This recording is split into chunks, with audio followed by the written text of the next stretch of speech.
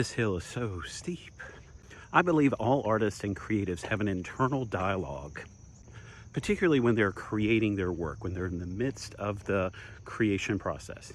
So come with me into my studio for a painting that's about at the halfway mark, and let me share with you my internal dialogue when I'm looking at my own work. So here we are in phase two. Now I've blocked in a lot of colors. I've adjusted the drawing a good bit in terms of how I'm seeing it as a painter. Let's take a look at the entire compositional structure. I have sort of a cluster of bottles here. I have this central plant that's going to have a lot of focal point. I have a gathering of fruit here, a bowl with some apples, and then there's going to be two plants over here.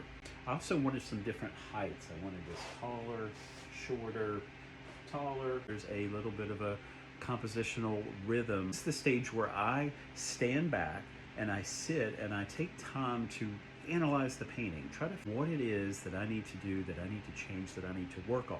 I feel like this area has gotten a little stiff. They're a little bit out of proportion. A couple of them are too tall. I'm going to make some adjustments.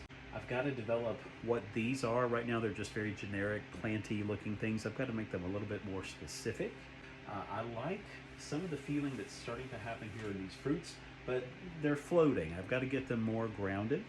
The overall color story for me is starting to come together. Once I started getting these cool grays in the background, that helped me see construction-wise what I was dealing with. The painting needs a lot more warmth to it. There's also some very specific colors now I'm ready to bring in. I'm trying to balance between loose and tight. Right now, to me, it's gotten too tight. With my brush, loosen up the drawing a little bit more. Let's see what happens with phase three that's coming up in the next few days.